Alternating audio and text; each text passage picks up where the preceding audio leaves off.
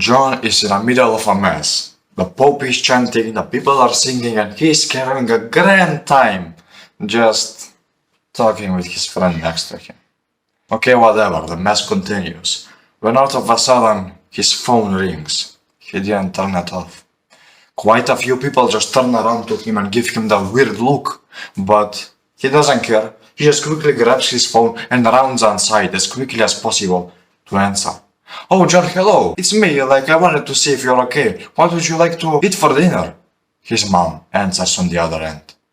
Poison, mother. Poison. How could you interrupt me while I was here? God, you're annoying. He screams and ends the call. He quickly goes back to the mess to continue his chit-chat with his friend. And sadly, a lot of people live by this example. In fact, I've seen real-life examples of this in my pretty much everyday life. Every single day, as you wake up, you probably realize someone that calls himself a Christian. Specifically, I say Christian because Christianity specifically is a religion that is kind of taken for a joke. Every single day I see quite a few people that call themselves Christian, but then out of a sudden, as they turn around, they start swearing, they start hurting their families, and they start saying some weird bad words toward their loved ones. How could this guy be a Christian? How is this a Christian in my eyes? That isn't a religious person whatsoever. In my eyes, a religious person is something far greater than this, and this isn't it. A person who just calls himself a Christian because he simply believes in God and that's it. That isn't a religious person. That isn't somebody that actually lives by the principles of God. That isn't a person worthy of actually calling himself a Christian. In Christianity, God, through Jesus, have actually bestowed quite a few principles that we need to follow. I will list 5 of them. The first one being, do not kill. This does not only apply literally to not kill people, but also to not kill their emotions, do not kill their joy and happiness. Do not kill them whenever you see them, because you will literally do them more harm if you just kill their emotions right now than literally stab them with a knife. That is the power of the first principle. Do not steal. This does not only apply to literally do not steal. It also applies to not steal time from them. Don't just be there speaking with them all night and so greatly when out of a sudden you don't even like this guy. You don't even like this girl. You don't want to be with them. And in the end, you just leave and waste your time as well as theirs. You quite literally just stole their time. And don't even steal their capacity to think thanks to your own selfish desires. Do not cheat on your woman. This does not only apply literally, it also applies to whenever you go outside and stare at some girl and just start mentally masturbating to her. Do not just get some weird thoughts whenever you see another girl, whenever you see an attractive girl on the street. You have a girl on your own. So follow her, have sex with her, not with others. Every single time you actually think of some imaginary picture between you and some other girl, you are already cheating on your woman. Love your neighbor as you love yourself. He is a creature made in the face of your creator as well. He has a face similar to our creator, to God as well. God had high expectations for you and this neighbor. He has high hopes for both of you. So why instead of just hating on each other, why instead of that, both of you do each other a favor and start loving each other? Give him the gift of love. Give him the gift that he deserves.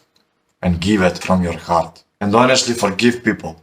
Something that is so specifically disrespected nowadays that many people even end up dying because they don't respect this principle. Simply, whenever you forgive somebody, forgive them from your heart. If you just say, oh, I forgive you whatsoever, but deep down you still feel this scar. You still feel this clawed up around your heart. You did not forgive them.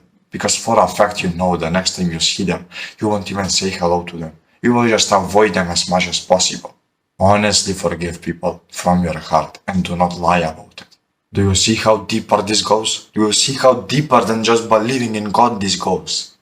This goes so deep that actually is a new way of life. Religion in itself isn't just some random group of people that simply believe in some other, some overpowered creation and that's it.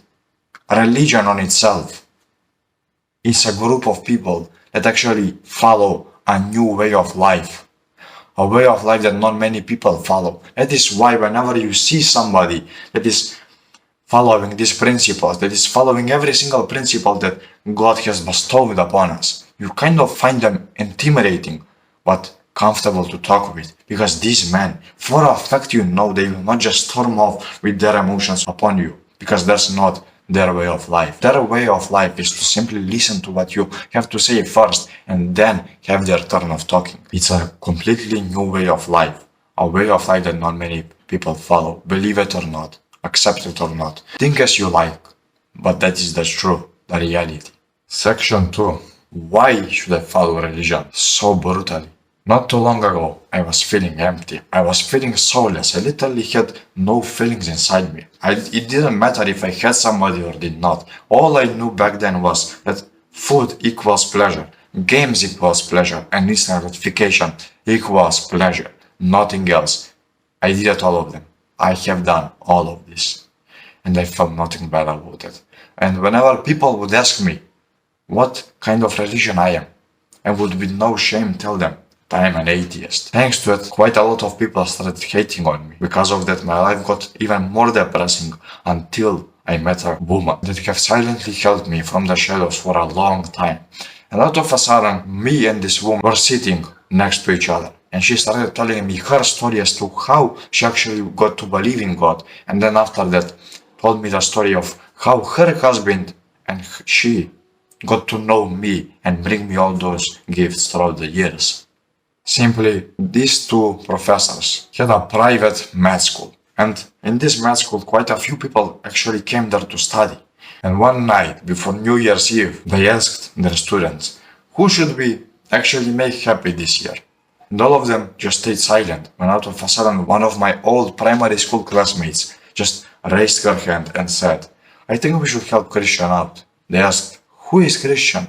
And she explained, me. And she said, okay. Then the next day, I remember them. They came in the night and brought me all those gifts. And before that, I simply believed that they cared nothing whatsoever about me. But after this, my whole perception was changed. I was literally just here in silence, just starting to wonder about my life for a good 5 minutes or something, just wondering as to why she has done this. And then I realized that actually God has watched over me. From that day on, I started praying. I started doing some religious things. I even started reading the Bible. Thanks to this story. And every single time I do one of these habits, I feel at peace.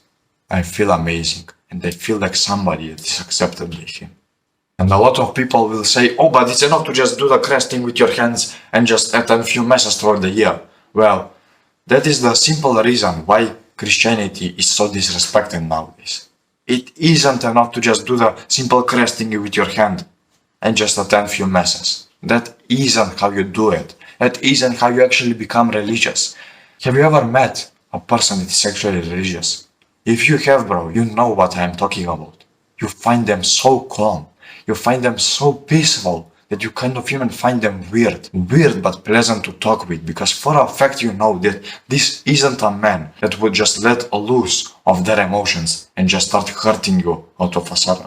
This isn't a man who would just start telling you bullcrap out of a sudden with no backstory.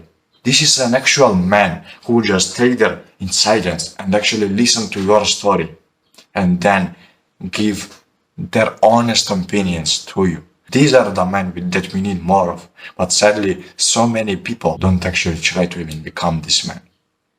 And why am I telling all of this? Well, maybe you are on self-improvement, or maybe you want to start self-improvement, but there is this limiting belief inside you that if you start self-improvement, you will be lonely.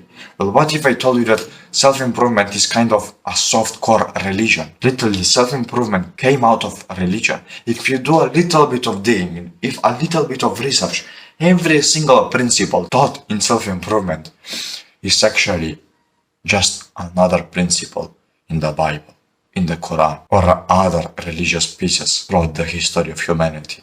That is what self-improvement is. And what if I just told you that if you just end up speaking of religion more openly to our people, maybe few of them will find it interesting and listen to you. And then these people will go onto the religious path, onto the self-improvement path, and they will become an attentive listener as well. They will become somebody that is actually great at solving problems as well. Somebody that you can trust. And then out of a sudden, whenever you turn around, you see all these people that are ready to listen, that are talking with each other. And whenever you want to talk with them, they are not here telling you, oh, fuck over, we don't want you here. They will openly just open their arms and hug you whenever they see you. These are the people that will listen to you. These are the people that will actually listen to you and actually help you out whenever you have a problem. These are not the people that will just look at you in their eyes and whenever you're about to tell them a problem, at the end of it, they just start saying, oh, bro, bro, stupid. And then, at the end, they don't even end up relieving you of anything. If anything, they just even make you even more nervous about it by telling you of all the problems that you will have in the future. But these people, these religious people, these people on self-improvement, those are the people that will actually listen to you attentively. Just staying here like this. Okay, I see. And then, out of a sudden, at the end of your talk, they will just end up saying all kinds of ways to fix your problem. These are the people that you actually need, not those skinny neck mouth breathers that you see everywhere on the street. They are not people. They are not men, bro. These people will happily just go ahead and work as waiters throughout their lives, having no ambition whatsoever. That isn't a person that you actually need. The people that you actually need are those entrepreneurs, those people that so many people hate because they speak the truth. Those are the people that you want inside your life. The people that will actually help you solve your problems. And that is only achievable through actually going on to self-improvement or joining a religion. So now I invite you to become a Christian or a man on self-improvement as well. Because self-improvement or any kind of religion is a new way of life. You will need to make a sacrifice to leave everything inside your life behind and screw off everything. And then, only then, will you actually be free to become one of us, one of the people that will actually become something great upon this earth.